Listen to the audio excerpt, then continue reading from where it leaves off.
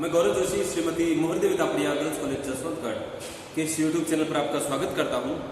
हम पढ़ रहे हैं चैप्टर नंबर 7 सीमांत लागत निर्णय के उपकरण के रूप में, और इस चैप्टर का 16 नंबर क्वेश्चन आज हम सॉल्व करके देखेंगे। क्वेश्चन है 3 प्रकार के उत्पादों की उत्पादन एवं विक्रय लागत प्रति इकाई निम्न प्रकार है। 3 प्रकार के उत्पाद हैं ए, बी और सी। इनकी प्रति इकाई लागत दी गई है। मटेरियल लागत है 18 रुपये, 26 रुपये, 30 रुपये। वेजेज है 7 रुपये, 9 रुपये और 10 रुपये। वेरिएबल ओवरहेड्स दिए गए हैं 2 रुपये, 3 रुपये और 3 रुपये। फिक्स्ड ओवरहेड्स हैं 5 रुपये, 8 रुपये और 9 रुपये। तो कुल मिलाकर जो प्रति इकाई लागत है, ए की है 32 रुपये, बी की है 46 रुपये और सी की है 52 रुपये। और इनको बेचा जाता है, ए को बेचा जाता है 40 रुपये प्रति इकाई के हिसाब से, बी को बेचा जाता है 60 रुपये प्रति इकाई के हिसाब से और सी को बेचा जाता है 61 रुपये प्रति इकाई के हिसाब से। अब जो इनके विक्रय पर जो प्रॉफिट कमाया जा रहा है वो ए पर कमाया जा रहा है 8 रुपये, बी के विक्रय पर कमाया जा रहा है 14 रुपये प्रति इकाई और सी के विक्रय पर कमाया जा रहा है 9 रुपये प्रति इकाई। और जो प्रोडक्शन यूनिट्स है 4000 यूनिट्स, 2000 यूनिट्स और 5000 यूनिट्स है। देखिए, इसको देखने से ऐसा लग रहा है कि सबसे कम लाभ ए द्वारा कमाया जा रहा है। 8 रुपये प्रति इकाई लाभ कमाया जाता है ए के द्वारा। प्रबंध किसी एक उत्पाद को बंद कर अन्य उत्पादों की बिक्री 50% से बढ़ाना चाहते हैं। तो प्रबंधक क्या करना चाहता है कि किसी एक उत्पाद की बिक्री बंद कर देगा और दूसरे उत्पादों की बिक्री 50% से बढ़ाना चाह रहा है। जैसे उदाहरण के लिए ए की बिक्री बंद कर देगा और बी की बिक्री 2000 की जगह 3000 करेगा और सी की बिक्री 5000 की जगह जो है 7500 इकाइयों की करेगा। मतलब 50% से बिक्री बढ़ा दी जाएगी। क्या आप सहमत हैं? तो इसमें हमको बताना पड़ेगा कि अगर किसी एक उत्पाद की बिक्री बंद करके दूसरे जो अन्य उत्पाद है उनकी बिक्री 50% से अगर बढ़ा दी जाए तो क्या फर्क पड़ेगा लाभों पर, तो वो हमको ज्ञात करना है। तो आइए देखते हैं, क्वेश्चन सोल्व करते हैं। पहले बनाएंगे marginal cost statement. Marginal cost statement में हम कंट्रीब्यूशन ज्ञात करते हैं प्रत्येक प्रोडक्ट का। अगर कंट्रीब्यूशन ज्ञात करना हो जो प्रोडक्ट का, तो फिर जो स्टेटमेंट बनाया जाता है उसको मार्जिनल कॉस्ट स्टेटमेंट कहा जाता है। ए, बी और सी। सेलिंग प्राइस, पहले जो प्रोडक्शन है, प्रोडक्शन यूनिट्स में 4000, 2000, 5000।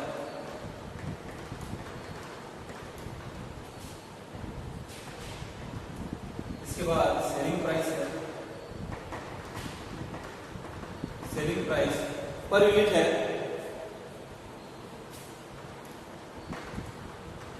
40 रुपये, 60 रुपये, 61 रुपये। इसके बाद टोटल कॉस्ट की गणना करते हैं। मटेरियल, वेजेज, वेरिएबल ओवरहेड्स, क्योंकि हमको कंट्रीब्यूशन ज्ञात करना है और ये तीनों खर्चे जो है वेरिएबल एक्सपेंसेस है। तो इसका है 18, 7, 2, 26, 9, 3, 30, 10 और 3। तो टोटल वेरिएबल कॉस्ट,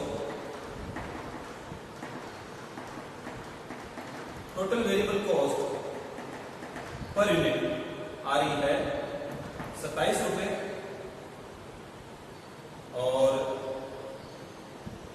38 रुपये और इसकी आ रही है 43 रुपये। सी पर यूनिट याद कर लिया जाएगा 13 रुपये, 22 रुपये और 18 रुपये। सी पर यूनिट ज्ञात कर लिया हमने। अब एक बार देख लेते हैं कि वर्तमान स्थिति में कितने लाभ कमाए जा रहे हैं। टोटल कंट्रीब्यूशन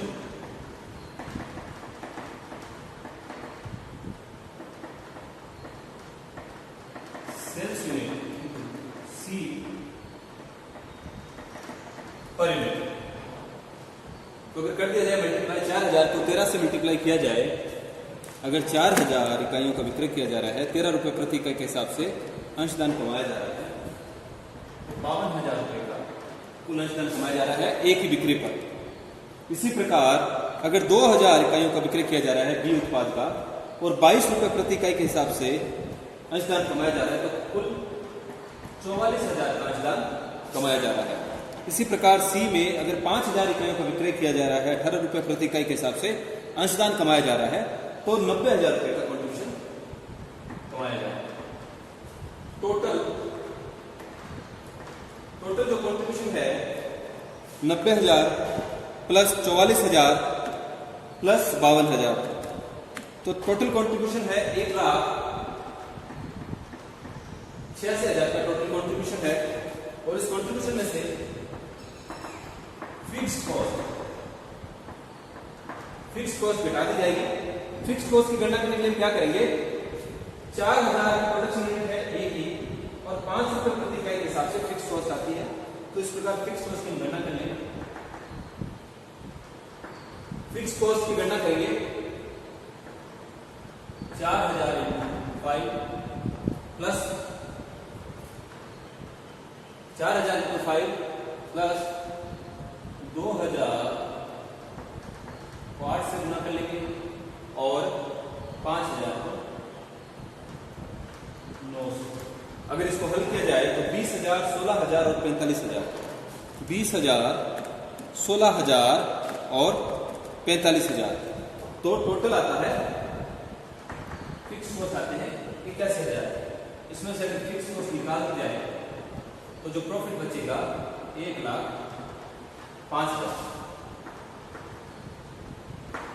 तो अभी वर्तमान स्थिति में 1,05,000 के प्रॉफिट कमाए जा रहे हैं। अब मैनेजमेंट ये चाहता है कि किसी एक उत्पाद का उत्पादन बंद कर दिया जाए और अन्य 2 उत्पादों की बिक्री 50% से बढ़ा दी जाए। क्या आप सहमत हैं? तो देखते हैं क्या फर्क पड़ता है। तो अभी जो वर्तमान में प्रॉफिट है ये कहीं हम लिख लेते हैं। वर्तमान में जो प्रॉफिट कमाया जा रहा है वो 1,05,000 का है। प्रेजेंट प्रॉफिट है 1,05,000 का। सी पर यूनिट लिख लेते हैं, ए, बी और सी का। सी पर यूनिट है 13 रुपए, 22 रुपए और 18 रुपए सी पर यूनिट। और इसके बाद फिक्स कॉस्ट है 81,000।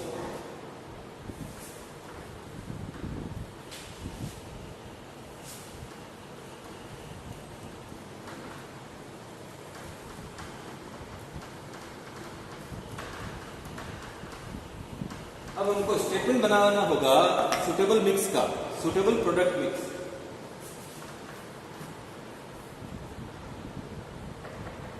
Statement showing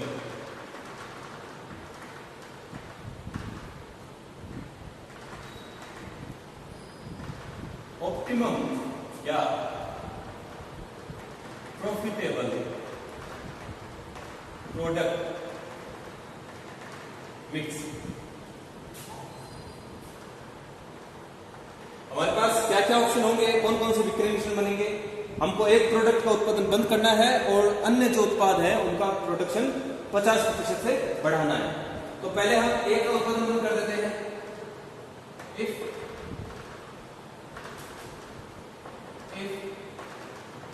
product A is discontinue, अगर ए का प्रोडक्शन डिसकंटिन्यू कर दिया जाए, अगर ए का प्रोडक्शन डिसकंटिन्यू कर दिया जाएगा तो अब कौन कौन से प्रोडक्ट बचेंगे। ए का प्रोडक्ट डिसकंटिन्यू कर दिया जाए तो 2 प्रोडक्ट बचेंगे, बी और सी। पहला है अगर ए का प्रोडक्शन बंद कर दिया जाए, अगर ए को बंद कर दिया जाए तो बी और सी 2 प्रोडक्ट बचते हैं और इन दोनों का जो प्रोडक्शन है 50% से बढ़ाना है। तो अभी वर्तमान में बी का प्रोडक्शन 2000 इकाइयों का है तो ये 3000 इकाइयों का हो जाएगा और और सी का प्रोडक्शन अभी 5000 इकाइयों का है, वो 7500 इकाइयों का हो जाएगा। सी पर यूनिट, सी पर यूनिट क्या है, बी का है 22 रुपए और सी का 18 रुपए। Total contribution, total contribution in दोनों को गुणा कर दिया जाएगा, टोटल कंट्रीब्यूशन होगा 66,000 का और 7500 को 18 से गुणा करने पर 1,35,000।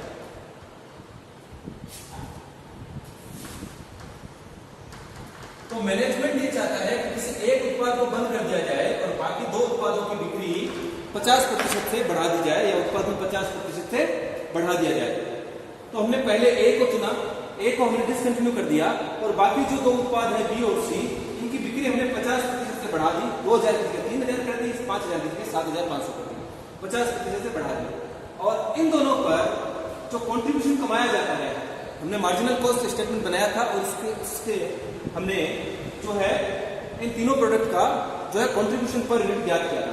तो बी और सी पर 22 रुपए प्रति इकाई और 18 रुपए प्रति इकाई का जो है कंट्रीब्यूशन कमाया जाता है।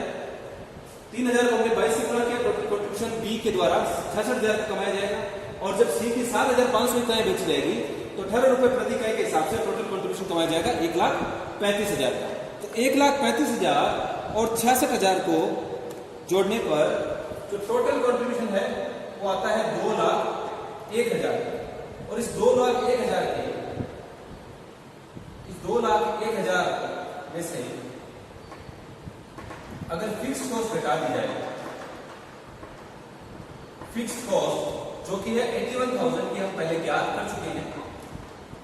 फिक्स्ड कॉस्ट पर उत्पादन का कोई प्रभाव नहीं पड़ता, चाहे उत्पादन कम हो या अधिक हो या किसी उत्पाद का उत्पादन बंद कर दिया जाए, फिक्स्ड कॉस्ट पर कोई असर नहीं पड़ता, फिक्स्ड कॉस्ट फिक्स रहती है। तो इसमें से 2,01,000 में से 81,000 हम घटा देंगे। तो अगर ए का उत्पादन बंद कर दिया जाए और बी और सी का उत्पादन 50% से बढ़ा दिया जाए तो लाभ कमाए जाएंगे 1,20,000। वर्तमान स्थिति में 1,05,000 का लाभ कमाया जा रहा है। अब हम दूसरी स्थिति लेंगे। दूसरी स्थिति ये होगी कि दूसरी स्थिति होगी 81,000 की फिक्स कॉस्ट है, याद रखना है हमको। दूसरी स्थिति होगी, दूसरा विक्रय मिश्रण होगा if product B is discontinue. अब अगर प्रोडक्ट बी को डिसकंटिन्यू कर दिया जाए, पहली स्थिति में हमने ए का उत्पादन बंद कर दिया जाए, अब दूसरा हमने बी का उत्पादन बंद कर दिया है, तो कौन कौन से प्रोडक्ट बचेंगे? तो प्रोडक्ट बचेंगे ए और सी, दो प्रोडक्ट बचते हैं। कितने यूनिट्स बेची जा सकती हैं? इनके यूनिट्स 50% से बढ़ा देना है। तो वर्तमान में ए की 4,000 इकाइयां बेची जा रही हैं, लेकिन जब बी का उत्पादन बंद कर दिया जाएगा और तो ए का उत्पादन 50% से बढ़ा दिया जाएगा, 6,000 इकाइयां बेची जाएंगी। और सी है, सी की भी जो है 5,000 की जगह 7,500 इकाइयां बेची जाएगी। सी पर यूनिट क्या है? कंट्रीब्यूशन पर यूनिट है, ए का 13 रुपए प्रति इकाई और सी का है 18 रुपए प्रति इकाई। टोटल देख लेते हैं।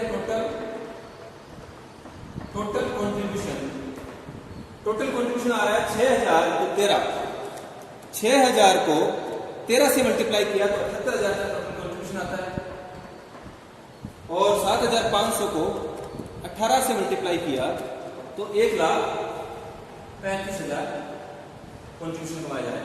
ये कंट्रीब्यूशन जो है 13, 22 और 18 ये हमने मार्जिनल कॉस्ट स्टेटमेंट बनाकर पहले तीनों प्रोडक्ट के लिए ज्ञात कर लिया है। तो अब टोटल कंट्रीब्यूशन जो है, अगर इन दोनों प्रोडक्ट की बिक्री 50% से बढ़ा दी जाए तो टोटल कंट्रीब्यूशन कमाया जाएगा 78,000 प्लस 1,35,000। टोटल कंट्रीब्यूशन होगा 2,13,000, 2,13,000। और इसमें से फिक्स्ड कॉस्ट है 81,000। 81,000 की फिक्स कॉस्ट 2,13,000 में से घटा दी तो प्रॉफिट कमाया जाएगा 1,32,000। अब एक तीसरी स्थिति देखते हैं। एक तीसरी स्थिति, जब if product C is discontinued, अगर C का उत्पादन बंद कर दिया जाए तो क्या होगा? देखते हैं। C का उत्पादन बंद करने पर कौन कौन से प्रोडक्ट बचेंगे? A और B। कितनी यूनिट्स बच जाएगी? A की 6,000 यूनिट्स, क्योंकि किसी एक उत्पाद को अगर बंद कर दिया जाए तो दूसरे जो दो उत्पाद बचते हैं अन्य उत्पाद, उनकी बिक्री 50% से बढ़ानी है। तो A की 4,000 इकाइयां बेच जाएगी, अब हम 6,000 इकाइयां बेचेंगे। और B की पहले 2,000 इकाइयां बेच जा रही थी, अब हम 3,000 इकाइयां बेचेंगे, क्योंकि हमने C का उत्पादन बंद कर दिया। इनका C पर यूनिट जो अंशदान है प्रति इकाई वो क्या है? A का है 13 रुपए और B उत्पाद पर 22 रुपए प्रति इकाई के हिसाब से अंशदान कमाया जाता है। तो अगर 6,000 इकाइयां A की बेची जाए और 13 रुपए प्रति इकाई के हिसाब से अंशदान कमाया जाए तो टोटल कंट्रीब्यूशन होगा 78,000 रुपए। और इन पर B पर 3,000 इकाइयां B की बेची जाएगी, 22 रुपए प्रति इकाई के हिसाब से कंट्रीब्यूशन कमाया जाएगा। तो टोटल कंट्रीब्यूशन होगा 66,000 रुपए। और कंपनी का जो टोटल कंट्रीब्यूशन होगा 78,000 प्लस 66,000, 1,44,000। और इसमें से अगर फिक्स कॉस्ट घटा दी जाए, फिक्स कॉस्ट है 81,000, वो अगर घटा दी जाए 1,44,000 में से 81,000 की, तो प्रॉफिट आएगा 63,000 रुपए। तो क्वेश्चन था कि क्वेश्चन में 3 उत्पाद दिए हुए हैं A, B और C, और इन तीनों उत्पादों की लागत और विक्रय मूल्य दिया गया है। तो जब हमने वर्तमान स्थिति के आधार पर लाभ ज्ञात किए तो 1,05,000 रुपए के प्रॉफिट कमाए जा रहे थे जब तीनों उत्पादों का विक्रय किया जा रहा है। और इन तीनों उत्पादों पर जो प्रति इकाई कंट्रीब्यूशन कमाया जा रहा है वो A पर 13 रुपए, B पर 22 रुपए और C पर 18 रुपए कमाया जा रहा है। कंट्रीब्यूशन का मतलब होता है उस राशि में प्रॉफिट और फिक्स कॉस्ट दोनों सम्मिलित होते हैं। सेल्स में से जब वेरिएबल कॉस्ट घटा दिए जाते हैं तो कंट्रीब्यूशन प्राप्त होता है, और कंट्रीब्यूशन में प्रॉफिट और फिक्स कॉस्ट दोनों सम्मिलित होते हैं। ठीक है, तो वर्तमान में 1,05,000 रुपए लाभ कमाए जाते हैं। फिर प्रबंध ये चाह रहा था कि इन तीनों में से किसी एक उत्पाद को बंद कर दिया जाए और अन्य 2 उत्पादों की बिक्री को 50% से बढ़ा दिया जाए। तो हमने तीनों स्थितियां यहां पर देखी। पहले हमने A के उत्पादन को बंद किया और B और C के उत्पादन को हमने 50% से बढ़ाकर और जो प्रति इकाई कंट्रीब्यूशन के आधार पर कंट्रीब्यूशन ज्ञात किया और फिक्स कॉस्ट घटाई तो प्रॉफिट प्राप्त हुआ। तो इसी प्रकार पहले A का उत्पादन बंद करके हमने कैलकुलेशन करी प्रॉफिट की, फिर हमने B का उत्पादन बंद किया और प्रॉफिट की कैलकुलेशन करी, और फिर हमने C का उत्पादन बंद करके प्रॉफिट्स की कैलकुलेशन करी। तो इन तीनों को देखने पर और साथ ही साथ वर्तमान स्थिति के लाभों को देखने पर हमको ज्ञात होता है कि सबसे प्रॉफिटेबल मिक्स, सबसे जो सुटेबल ऑप्टिमम जो प्रोडक्ट मिक्स है, जो विक्रय मिश्रण है, सबसे लाभदायक वो होगा अगर B का प्रोडक्शन बंद कर दिया जाए, अगर B को डिसकंटिन्यू कर दिया जाए, B उत्पाद का उत्पादन बंद कर दिया जाए और केवल A और C का विक्रय किया जाए, तब 1,32,000 के प्रॉफिट कमाए जा रहे हैं। तो सबसे अच्छा विक्रय मिश्रण होगा A और C का विक्रय करना। तो क्या आप सहमत हैं? हाँ, हम सहमत हैं कि किसी एक उत्पाद के विक्रय को बंद कर देना चाहिए और अन्य उत्पादों का विक्रय 50% से बढ़ा देना चाहिए। दूसरा पूछ रहा है क्या आपकी राय में A उत्पाद को बंद कर देना चाहिए? नहीं, हमारी राय में B के उत्पाद को बंद कर देना चाहिए, A का उत्पाद जारी रखना चाहिए, A और C दोनों का उत्पादन जारी रखना चाहिए, B का उत्पादन बंद कर देना चाहिए। एक क्वेश्चन इसी चैप्टर का और हल करके देखते हैं। क्वेश्चन नंबर है 20। क्वेश्चन है 2 उत्पाद A और B के संबंध में सूचनाएं दी गई है। A और B 2 प्रोडक्ट हैं, उनके संबंध में सूचनाएं दी गई हैं। जो सामग्री लागत है, मटेरियल कॉस्ट है, वो A की है 200 रुपए प्रति इकाई और B के संबंध में लगते हैं 180 रुपए प्रति इकाई। वेजेज है 40 रुपए पर आवर, सॉरी वेजेज है 40 पैसे पर आवर, 40 पैसे है प्रति घंटा। तो एक उत्पादन में 150 घंटे लगते हैं, एक इकाई के उत्पादन में 150 घंटे लगते हैं, और बी की एक इकाई के उत्पादन में 100 घंटे लगते हैं। सेलिंग प्राइस जो दिया गया है, ए का है 400 रुपए पर यूनिट और बी का है 200 रुपए पर यूनिट। ओवरहेड्स दिए गए हैं, फिक्स्ड ओवरहेड्स है 16,000 रुपए के और वेरिएबल ओवरहेड्स हैं 100% ऑफ डायरेक्ट लेबर। तो ए पर जितना खर्चा वेजेस का आएगा एक उत्पादन में, उतना ही खर्चा वेरिएबल कॉस्ट का आएगा। बी के उत्पादन में जितना खर्चा वेजेस का आएगा उतना ही वेरिएबल ओवरहेड्स का आएगा। किस विक्रय मिश्रण को अपनाया जाए? अब 3 विक्रय मिश्रण हमको दिए गए हैं कि कौन सा जो है सेल्स मिक्स अपनाया जाना चाहिए। ए की 100 इकाई बेचते हैं, बे की 200 इकाई, ए की 150 इकाई, बे की 150 इकाई, ए की 200 इकाई और बे की 100 इकाई। तो देखते हैं कौन सा विक्रय मिश्रण अपनाया जाए। जिस विक्रय मिश्रण पर अधिकतम लाभ होगा वही विक्रय मिश्रण अपनाया जाना चाहिए।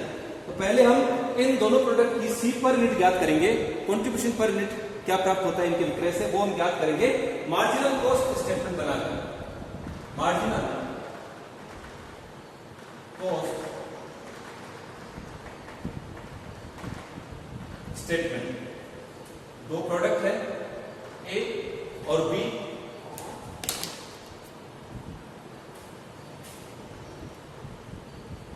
सेलिंग प्राइस दिया हुआ है, सेलिंग प्राइस पर यूनिट दिया हुआ है 400 रुपए और 300 रुपए। फिर मटेरियल कॉस्ट दी हुई है पर यूनिट 200 रुपए की और 180 रुपए जो है प्रति इकाई मटेरियल कॉस्ट है बी के लिए, ए और बी। मटेरियल के बाद वेजेज है, वेजेज है at the rate 0.40 rupees per hour. A के लिए हो जाएगा, ए के लिए एक इकाई के उत्पादन में 150 घंटे लगते हैं और 1 घंटे की लागत आती है 40 पैसे। इसी प्रकार बी के उत्पादन में 100 घंटे लगते हैं एक इकाई के उत्पादन में और 1 घंटे की लागत है 40 पैसे। तो 150 को 150 घंटों को अगर 40 पैसे से मल्टीप्लाई किया जाए तो प्रति इकाई उत्पादन में ए के लिए वेजेज की कॉस्ट आती है 60 रुपए मजदूरी लगती है और बी के उत्पादन में 40 रुपए प्रति इकाई मजदूरी चुकानी पड़ती है। वेजेज के बाद वेरिएबल ओवरहेड्स, वेरिएबल ओवरहेड्स है 100% ऑफ डायरेक्ट लेबर। ये है जो वेजेज है यानी जो प्रत्यक्ष मजदूरी है उसका 100% वेरिएबल ओवरहेड्स आते हैं। तो बी के लिए वेरिएबल ओवरहेड्स, ए के लिए वेरिएबल ओवरहेड्स होंगे 60 रुपए के प्रति इकाई और बी के लिए प्रति इकाई वेरिएबल ओवरहेड्स होंगे 40 रुपए। इनका अगर टोटल कर लिया जाए तो 320 रुपए प्रति इकाई लागत आ रही है, वेरिएबल कॉस्ट आ रही है ए की, और 260 रुपए जो है वेरिएबल कॉस्ट पर यूनिट आ रही है बी के लिए। Total variable cost. अब सेल्स में से कंट्रीब्यूशन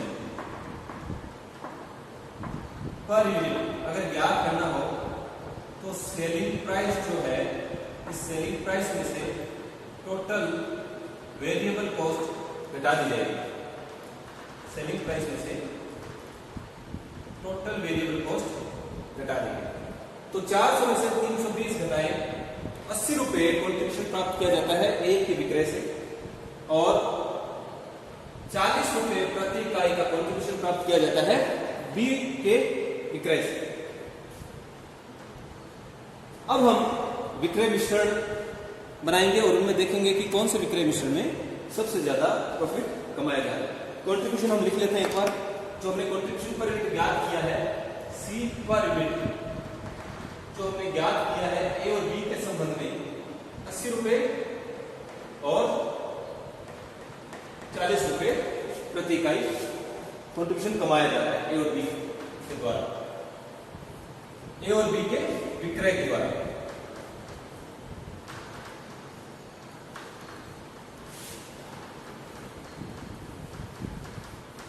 अब अलग अलग प्रोडक्ट मिक्स तैयार करेंगे।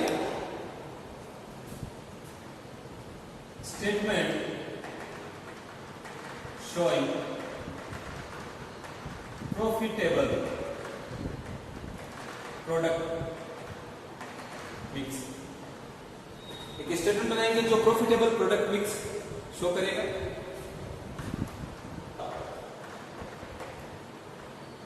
If 100 units of A, 100 units of product A and 200 units of product B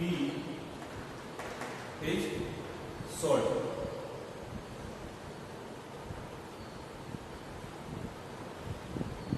तो हमारे पास प्रोडक्ट हो गए A और B, units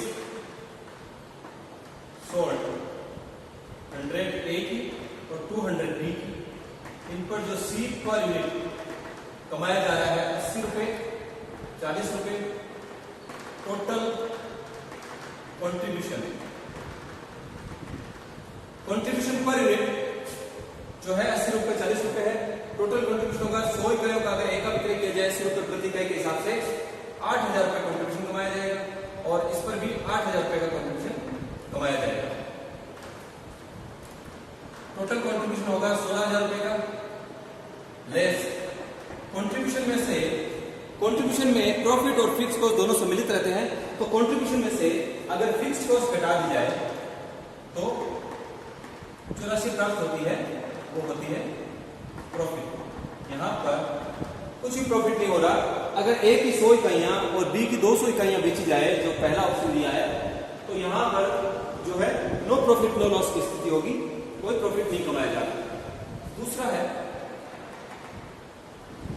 if 150 units of A and 150 units of B is sold। ये प्रोडक्ट हो गए, ये यूनिट्स हो गई, सी पर यूनिट हो गया। ये टोटल प्रोडक्ट्स A और B, यूनिट्स सोल्ड 150 सी पर यूनिट है 80 40। टोटल कंट्रीब्यूशन या टोटल सी कहें 150 इकाइयां बेची जा रही है 80 रुपए प्रति इकाई के हिसाब से, तो 12000 रुपए कंट्रीब्यूशन कमाया जाएगा। और 150 इकाइयों पर 40 रुपए प्रति इकाई के हिसाब से जो है टोटल 6000 रुपए का कंट्रीब्यूशन कमाया जाएगा। तो अगर ए की 150 इकाइयां और बी की 150 इकाइयां बेची जाए तो टोटल कंट्रीब्यूशन कमाया जाएगा 18000 रुपए। और इस कंट्रीब्यूशन में फिक्स कॉस्ट सम्मिलित है। तो अगर फिक्स कॉस्ट इसमें से घटा दी जाए, फिक्स कॉस्ट है 16000 रुपए की, अगर फिक्स कॉस्ट घटा दी जाए तो 2000 रुपए का प्रॉफिट प्राप्त किया जाता है। अगर दूसरा ऑप्शन हमने देखा, अगर ए की 150 इकाइयां और बी की 150 इकाइयों का विक्रय किया जाए तब 2000 रुपए के लाभ कमाए जाए। तीसरा option, if 200 units of product A and 100 units of product B is sold।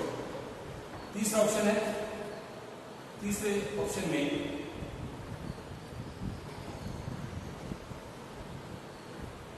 दो प्रोडक्ट हैं ए और बी, यूनिट्स सोल्ड 200 ए की 100 बी की, सी पर यूनिट। इनके विक्रय पर कंट्रीब्यूशन कमाया जाएगा 80 रुपए प्रति इकाई के हिसाब से ए पर और 40 रुपए प्रति इकाई के हिसाब से बी के विक्रय पर। टोटल कंट्रीब्यूशन होगा 16000 रुपए और 4000 रुपए। टोटल कंट्रीब्यूशन हो जाएगा 20000। इस 20,000 में से फिक्स कॉस्ट, 20,000 का कंट्रीब्यूशन है, इसमें 16,000 की फिक्स कॉस्ट सम्मिलित है। 16,000 की फिक्स कॉस्ट घटा दी जाए तो प्रॉफिट आते हैं 4,000। क्वेश्चन दिया गया था, दो प्रोडक्ट दिए गए हैं ए और बी, और इनकी प्रति इकाई लागत दी गई है, प्रति इकाई विक्रय मूल्य दिया गया है। इन दोनों की हमने सी पर यूनिट यानी कि सेल्स में से वेरिएबल कॉस्ट घटाने के बाद जो राशि बचती है सी पर यूनिट कहलाती है, वो इनके द्वारा कितना कमाया जाता है वो हमने ज्ञात कर लिया था पर यूनिट के साथ। और इस सी पर यूनिट में फिक्स्ड कॉस्ट और वेरिएबल कॉस्ट फिक्स्ड कॉस्ट और प्रॉफिट दोनों सम्मिलित होते हैं सी में। फिर हमने क्या किया, हमको इस क्वेश्चन में तरह तरह के विक्रय मिश्रण दिए गए थे। इन विक्रय मिश्रण के आधार पर हमने 3 जो है स्टेटमेंट बनाए। इन तीनों स्टेटमेंट में जैसे पहले में 100 इकाइयां ए की बिक्री की जानी चाहिए और 200 इकाइयां बी की बिक्री की जानी चाहिए, ये पहला विक्रय मिश्रण था। और इन इकाइयों पर ए पर 80 रुपए प्रति इकाई के हिसाब से कंट्रीब्यूशन अगर कमाया जाए तो 8,000 रुपए का कंट्रीब्यूशन कमाया जाएगा अगर ए की 100 इकाई बेची जाए तो। इसी प्रकार बी पर 40 रुपए प्रति इकाई के हिसाब से कंट्रीब्यूशन कमाया जाता है, तो अगर बी की 200 इकाई बेची जाए तो बी पर भी 8,000 रुपए का कंट्रीब्यूशन कमाया जाएगा। तो कुल मिलाकर इस स्थिति में जहां पर ए की 100 इकाइयां और बी की 200 इकाइयां बेची जा रही हैं, वहां पर 16,000 रुपए का टोटल कंट्रीब्यूशन कमाया जाएगा। हमने बात की थी कि कंट्रीब्यूशन ऐसी राशि है जो सेल्स में से वेरिएबल कॉस्ट घटाने के बाद बचती है। तो कंट्रीब्यूशन में फिक्स्ड कॉस्ट और प्रॉफिट दो शामिल होते हैं। तो अगर कंट्रीब्यूशन में से फिक्स्ड कॉस्ट घटा दिया जाए तो प्रॉफिट ज्ञात हो जाता है। तो पहली स्थिति में जहां पर ए की 100 इकाइयां और बी की 200 इकाइयां बेची जा रही है, वहां पर 16,000 रुपए का कंट्रीब्यूशन है और 16,000 रुपए के कंट्रीब्यूशन में से 16,000 रुपए की फिक्स कॉस्ट जो आ रही है वो घटाई गई, तो यहाँ पर कोई प्रॉफिट नहीं कमाया गया, निल प्रॉफिट कमाया जा रहा है। दूसरी स्थिति में टोटल कंट्रीब्यूशन जब ए की 150 इकाइयां और बी की 150 इकाइयां बेची जा रही है, तो टोटल कंट्रीब्यूशन आ रहा है दोनों इकाइयों का 18,000 रुपए का। कंट्रीब्यूशन में से फिक्स कॉस्ट जब घटाई गई तो 2,000 रुपए के प्रॉफिट कमाए जा रहे हैं जब ए की 150 इकाइयां और बी की 150 इकाइयां बेची जा रही है। तीसरी स्थिति जब ए की 200 इकाइयां और बी की 100 इकाइयां बेची जा रही है, तो टोटल कंट्रीब्यूशन कमाया जा रहा है दोनों उत्पादों पर 20,000 रुपए का। और 20,000 रुपए में से कंपनी के जो फिक्स कॉस्ट है वो हमने घटाए, तो जो प्रॉफिट है वो 4,000 रुपए का कमाया जा रहा है। तो किस विक्रय मिश्रण को अपनाया जाना चाहिए? जिस विक्रय मिश्रण में सबसे ज्यादा लाभ कमाया जा रहा है उसी विक्रय मिश्रण को अपनाया जाना चाहिए। तो ए की 200 इकाइयां और बी की 100 इकाइयां बेची जानी चाहिए, यही विक्रय मिश्रण रहना चाहिए, क्योंकि इस विक्रय मिश्रण पर सबसे ज्यादा लाभ 4,000 रुपए के लाभ कमाए जा रहे हैं। तो आज के लिए इतना ही। इस वीडियो को लाइक कीजिए, शेयर कीजिए, हमारे YouTube चैनल को सब्सक्राइब कीजिए। धन्यवाद।